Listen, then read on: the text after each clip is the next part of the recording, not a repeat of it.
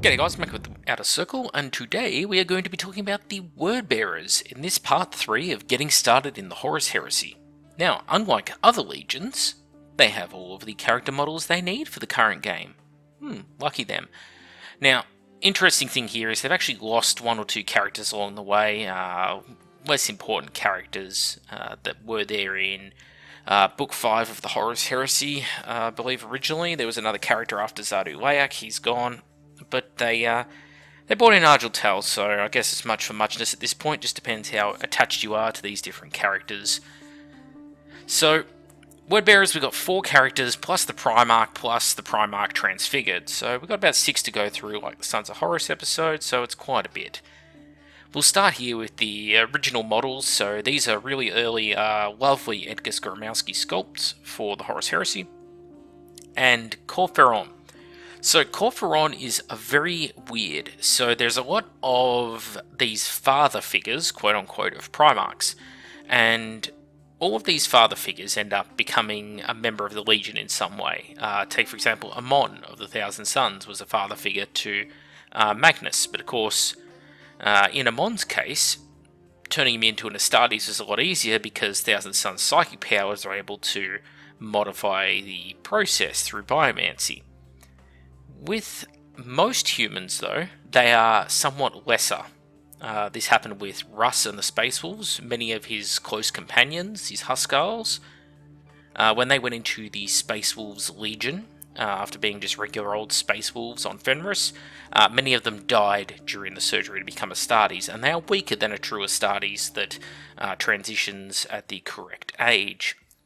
Now that's very interesting because we don't see that represented on any of the other father figure models on the tabletop until we get to this gentleman right here. Because he has human stats. He is strength and toughness 3, and that means problems. What are those problems? Well, he doesn't hit as hard in close combat, and he doesn't take a hit very well. Now, what you need to know about this is he does have AP2 Shredding Lightning Claws. He can fight in close combat. He can cause wounds. He gets rerolls to wound, but you're not supposed to put him in close combat. That's really what it's saying to you. He has a Feel No Pain built in, sure, but again, Strength 6 is probably the most common strength value on weapons in the Horus Heresy currently. If not, it's at least Strength 5, but Strength 6 is very, very common. So, very easy to find weapons that will double out or triple out his toughness. That is quite a problem for him. Now what he does do well is he is cheap. 125 points cheap. That means you have a character here who is a Master of the Legion, and you're paying barely more than a Praetor for substantially, well, better war gear than a stock standard Praetor in my opinion, which I think is pretty good. It's interesting though that his armor is basically Cataphracti Terminator armor, but for some reason it's Tartarus stats. I'm not sure. It's a bit odd. What I do like about him is that fact that he is a Master of the Legion, and that's pretty cool. And he has a very interesting Warlord trait, and it's got 2 uses. So one of which is he can give his squad Fearless for the turn, but they lose a point of weapon skill and a point of ballistic skill. The other option is that he can cause all enemy units within 12 inches of him to take a pinning test, just automatically. That's really good. So, thinking back to the first one though, what sort of a situation would you want to make your squad fearless but reduce their weapon skill and ballistic skill by -1? I can think of the perfect situation. You have him in a large squad of something like Tactical Marines, or even a 10-man Terminator squad, and you are in combat with a squad that is going to absolutely murderize you. Maybe, I don't know, Huskarls or World Eaters charging Terminators, or Justirian on the charge, something like that. Something that's weapon skill is high, Huskarls, Dominator, Cohort, anything like that. When this stuff, Varagia, another good one, when these units charge into you, you're going to die. You're going to lose the combat because you're going to lose like 20 models. Not 20, but a lot. You're going to lose a lot of guys. So when that happens, you pull the Fearless card, you've now survived the charge, all their charge bonuses are burned through, and you come out the other side with a few models and Corpheron left. That's when you've now pinned this enemy expensive unit in place, and you can start bringing other stuff in to join the fight, and you now start getting all these charge bonuses, and they can't do any reactions against you because they're already locked in close combat. So you can start throwing your Terminators and your Galvor back into that combat, and basically you honey dick them using Corpheron. That's the situation. Another little side ability that he has is if you take him in a list, but he is not the Warlord, so you take him with Gorgar, he will actually give Hatred. He gets Hatred, and him and Gorgar, when they're in the same unit, he gives him the Hatred, but also +1 weapon skill, which actually makes Gorgar into a competent Primarch. So yeah, I actually quite like Corpheron, but he's very situational and he is not a beatstick. So moving away from the guy on the left of the screen, let's go to the guy on the right. Everyone's probably most hated character in the Horus Heresy, and that is Erebus. So Erebus is basically what you get when you cross a weak librarian or a diabolist, funny enough, with a chaplain. You get a low tier psyker, you get a mediocre combatant with an okay weapon. For some reason it's strength 7, AP 2. I don't know how, it's just a stick, but anyway, I guess it's got spikes on it, that helps. It's fine. Now, you get all those benefits, obviously. You get Fearless, you've got Hatred, he has Corrupted, which is interesting, and his Warlord trait is actually one of the best ones in the game, because he cannot be sniped out of a squad, basically. He can never have wounds allocated on him when he's in a squad. It's always allocated to the squad first, so that's a really good ability in this edition, which is so heavy on snipers and precision shots. Anything with precision shots, precision strikes.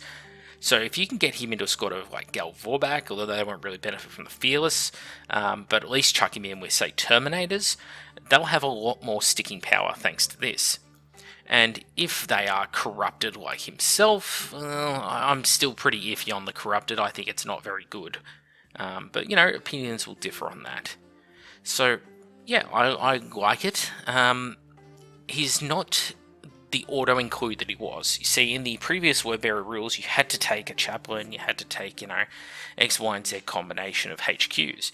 And that forced you to take a minimum of 2 to 3 HQs every game.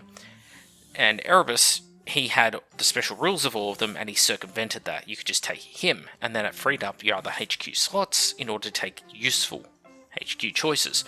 Well, he doesn't really have that draw or appeal anymore. But with his Warlord trait, which is pretty good, you are going to get a bit of use out of him. Do remember, though, he's not a Praetor. He's really a slightly improved console. So he doesn't have the hitting power. And he does allow you to take this thing called Harbinger of Chaos, which is you can take 3 non-compulsory elites or HQ choices from the Demons of the Ruinstorm list. But they don't have a bloody rule set yet, because apparently it was supposed to come out like a month ago. They were going to be a PDF, and here we are, heading into, well, basically December almost, and it still hasn't happened. Fun fact, we have Kabander available and his rules for this edition, but no army for him to go in or play in, so good stuff right there. Yeah, has the Breach the Veil power, can summon demons, yada yada, but again, no rules, can't do it. So, yeah, keep that in the back of your mind. He has his uses, but he's more of a trolling HQ.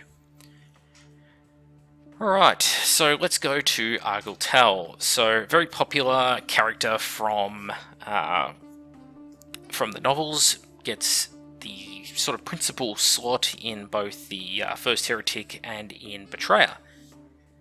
I like Argyle as a character well enough, bit of Mary Sue, but forgive him for that. But it's very interesting, they decided to give us Argyle, and he obviously has wings, and you can use these like a jump pack. But if you join him to Galvorback, which is the most logical thing to join him to, then they don't get the benefit of wings, so he doesn't get the benefit of his wings. That's a bit of a problem. There should be a way of giving Galvorback wings in this game, I think. That would be very thematic, suits demons nicely. I mean, Demons of Ruinstorm, Demon Brutes are very, very similar to Galvorback. stat-wise in the last edition. It would have been great since they could take wings to see it on Gal Vorback, but I digress. So, what has he got? He has a crap load of attacks, and he's a better Gal Vorback. That's really all you're looking at. You take a Gal Vorback, you cross it with a Praetor, put it in a milkshake blender, throw some wings in there, Eye of Newt, Wing of Bat, whatever, and this is what you get. There is nothing complicated about it. If he joins Gal Vorback, they'll get a 5+ invul save, they'll get line, that's really good, makes them more useful on the table, but it also makes them a bigger target on the table, and they were already a huge target because they're an expensive, dangerous unit. Keep that in the back of your mind.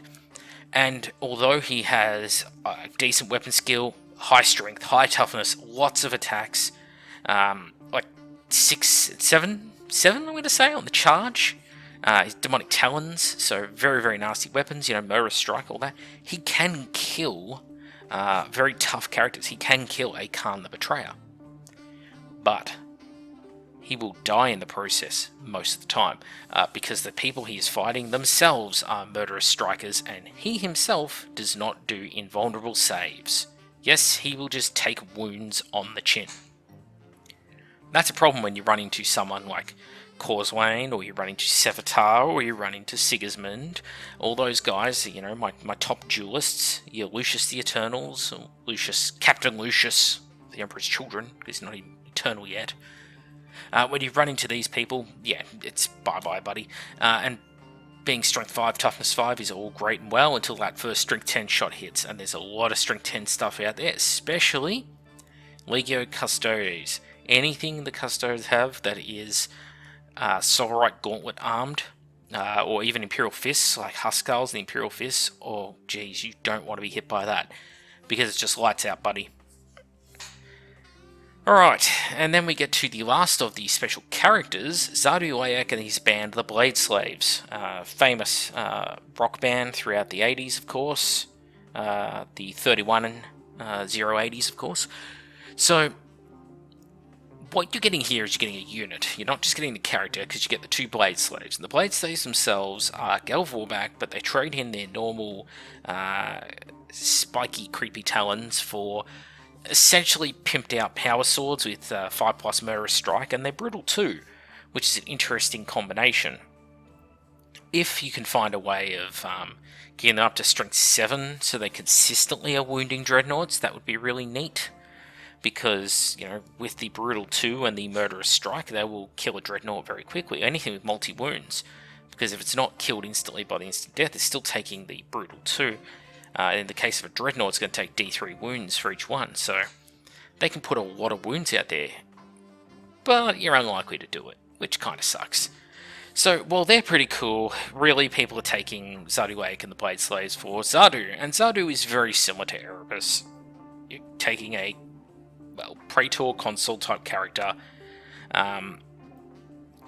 like the Thousand Suns. You basically get Praetor here, but you drop a point of weapon skill because you get psychic powers, because having a higher weapon skill and a psychic power, that would be what breaks the game. So we can't have that. Yeah. He's okay. He's relentless, which doesn't really help him. He is fearless, which is good. Has hatred, loyalist, which is good. And he can give this. He's got this special rule called Eater of Wisdom. And it gives up to 3 corrupted units, +1 strength and movement at the beginning of the game. But what sort of units do you want to use this on? Because whatever unit you use it on has to make a leadership check each turn. If they fail the check, they count as suffering and perils of the warp. And, well, unless you've got Adamantium Will, you're going to start frying models. Do you want to give it to Gal Vorback? Probably not. You're not going to see too much benefit from it. It definitely could work. With Gal Vorback, he's got a lot of access to rending and such, so the strength becomes sort of irrelevant there. He'd probably get more use out of putting it on his own unit, to be honest, to get their strength up, so they could do things like kill Dreadnoughts, which would be hilarious. You don't want to give it to a Marigal, because, okay, the additional point of toughness, the additional point of strength is good, but the Marigal Dreadnought is limited because the Tainted Core that it comes with is a item of war gear with a set strength point. It does not exceed strength 9. I don't know why they did this with some weapons but not with others, but it means you get almost no benefit out of this apart from moving a smidge faster. So really what you want to do is use it on units that are available to you that can take Corrupted, but maybe aren't the fastest thing. So I would think something like maybe a Legion Tactical Support Squad to get into position faster, or Legion Breaches, who are obviously heavy units, so they're a bit slower than other units. Maybe Assault Squad, so you can cross the table faster. I don't really see a need to use it on Veterans or Terminators too much, but you could if you were that way inclined. Yeah, he's alright. He's alright. If he was cheaper, that would help a lot. I mean, he does have a AP2 Force weapon. It's not very high strength. It will kill, Terminators and stuff, because you'll double them out on toughness, but yeah, he's an okay unit. Very expensive at 300 points. You're not sticking him in a vehicle. Good news is, though, he can detach from the Blade Slaves, because he's not forced to stay with the squad, he just deploys with them. So you could run him over and join him to a Terminator squad or something and make them a bit better, but I don't know, there's better choices for your points out there. He's okay and he's fluffy. And that, of course, takes us to the last guy along here, and that is Lorgar himself. Lorgar has problems, and those problems are that they made him the only Primarch at his tier. And that tier is weak.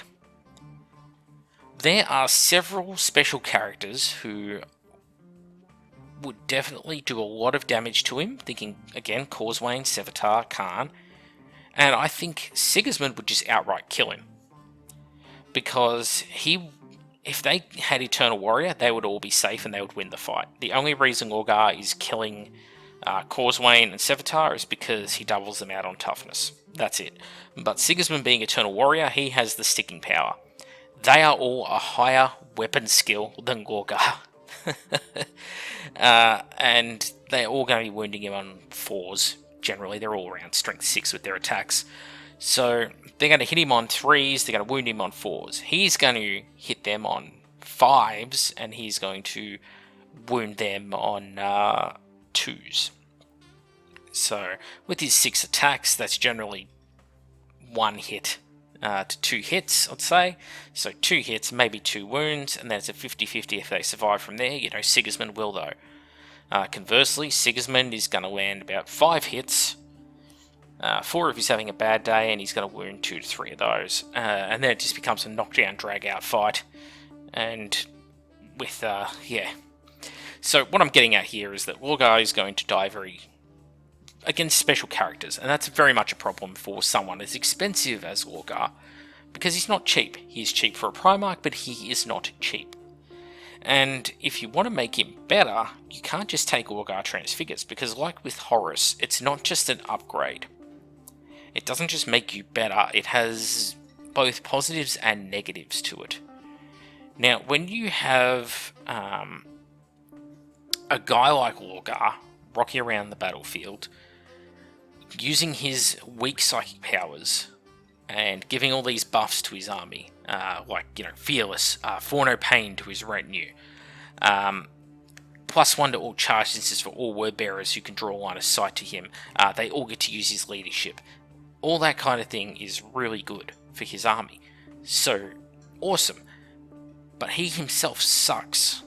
So, is it worth the points? Well, you got to look at what those things do. Like, okay, word bearers are moving further and charging further, for example.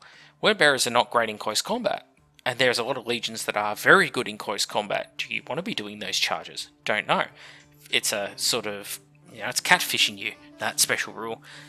The leadership is definitely good, but leadership is not something that word bearers suffered with. Their warlord traits are quite good for leadership.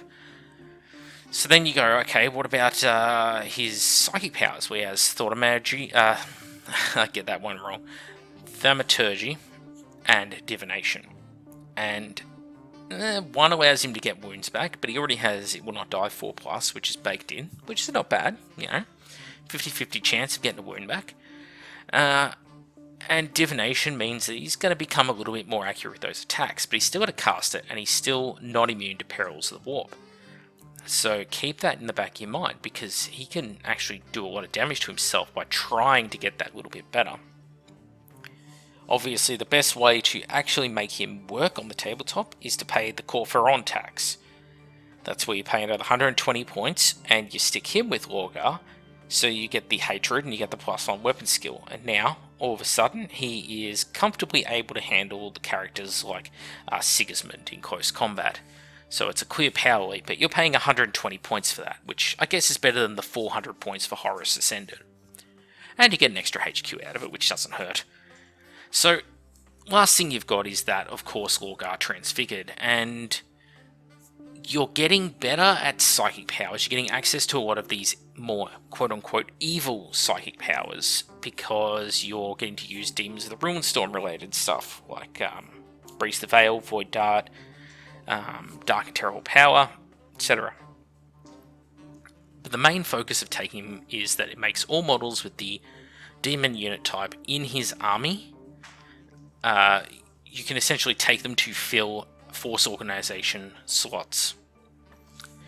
So you could start putting, say, Ruinstorm Demon Brutes into your elite slot. So you just sort of mix and match them in. But of course the downside of this is that, well, one, we don't know how powerful that is because we don't have the demon rules yet, and two, along with it not having rules yet, without knowing how they perform and without knowing how they deploy, without knowing how to integrate them into the army, you can't fairly assess the way this is going to work. So all I can propose is that I say for now don't do it, and that we come back in a couple months' time if they release the book this year, or maybe they release it next year, and we reassess how we sit. That's really it. Anyway, that takes us to the end of the episode. I hope you've enjoyed it. The next episode we're going to cover off, we're going to go looking at the Alpha Legion, and we're going to try and get through them pretty quickly, because there's only 3 characters that we have to worry about in there, really. Well, 4, if we include Order Score, which we will. We'll give some love to the poor old Alpha Legion, and yeah, look forward to doing it, because that'll knock over the Part 3s, and then Part 4s will begin. We're going to do a list of fluffy lists, so each Legion will get a fluffy list, what will be fun to play on the tabletop, but might not win games. They'll get a list for what will probably win games. You're going to see a lot of the same tactics being employed in those lists, and it's going to get very samey. It's this edition. Then we're going to go and we're going to look at some conversion parts and accessories. And I want to do a bunch of conversion parts, so I will go to some third-party sites and say, here's, some conversion parts we could do. I might chuck those in at the end of those episodes for each Legion, and just say, as a thought, if you want to do any of this, here's some parts available to you, etc., etc. And I want to do 3D prints, but the problem with 3D printing is there is just so much out there. How do you narrow it down, and how do you do it in such a way that the poor old... This is my problem with a lot of these 3D printing sites. I want to promote their work. I don't want them to get taken down and deplatformed by an overly litigious miniatures company who goes, no, we own the patent on katanas. And if that sounds absurd to you, do remember Games Workshop did try and sue Chapter House Studios because they felt they owned halberd and pauldron. Not in the context of miniatures, just sort of in the context of general. By the way, the courts said no and struck that down very hard for those who are curious. They do not own halberds or pauldrons. Anyway, that's it for me. I'm back with the Outer Circle. I hope you all enjoyed this episode, and I'll see you all on the next one.